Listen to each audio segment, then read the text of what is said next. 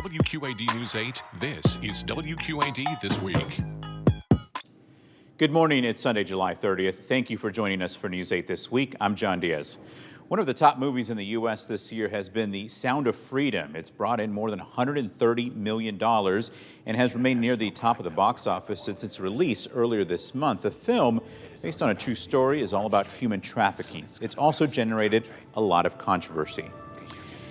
And today is recognized as World Day Against Trafficking in Persons. This week we sat down with Iowa Secretary of State Pate and Sergeant Elizabeth Quinn with the Story County Sheriff's Office to get their perspective on the issue of human trafficking. They tell us it's still a growing problem that is both local and crosses state and international borders. It's our top story this week. And joining us now is Iowa Secretary of State Paul Pate and Sheriff Elizabeth Quinn with the Story County Sheriff's Office. Thank you so much to both of you for taking the time this week to chat with us. Well, I appreciate you giving us the opportunity to explain the important issue. Secretary Pate, I want to start with you. This is not the first conversation on human trafficking that we have had. Can you give me a sense of a little bit of the trajectory of what you have seen in terms of what the state has done and what you have seen in terms of results from some of those efforts over really the past several years now? Right. Well, we've seen a significant amount of success in bringing the awareness to the public. And that's the goal I have, is I'm bringing that awareness and helping empower law enforcement so they have more people out there watching for it and giving the folks in the law enforcement side what they need. We saw a 61% increase in our hotline tips to our Department of Public Services on trafficking over the last year.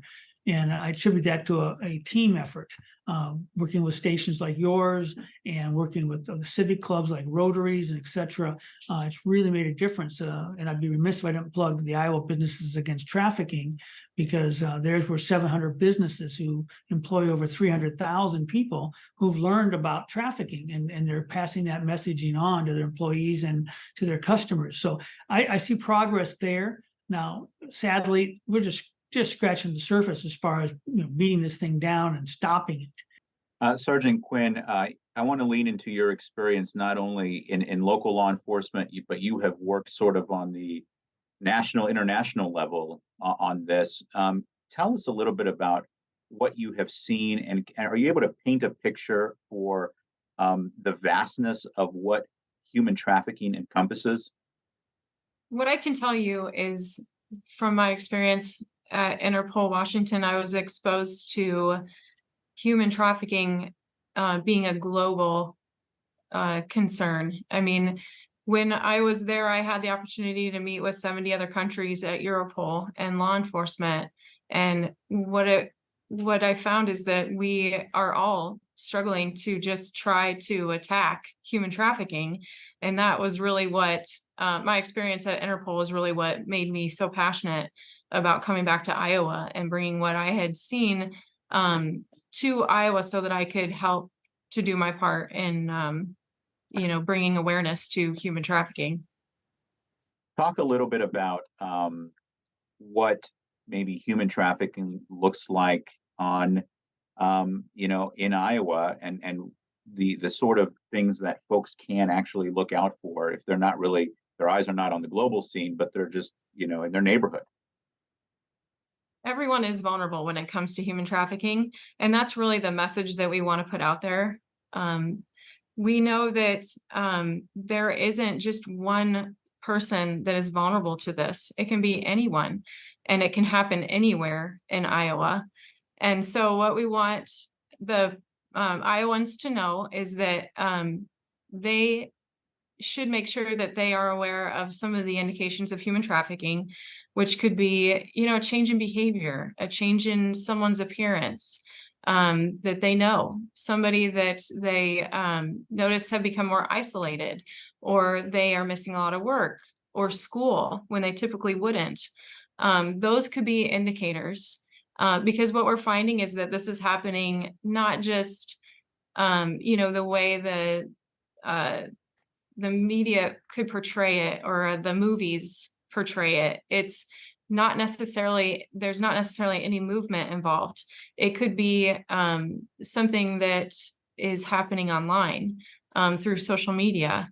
And so if community members could make themselves knowledgeable in some of the signs to look for, then they can contact law enforcement when they see something that just doesn't quite seem right. You just brought up the movies, one of the top movies really of the year so far, and certainly the month of July, Sound of Freedom. It talks about human trafficking.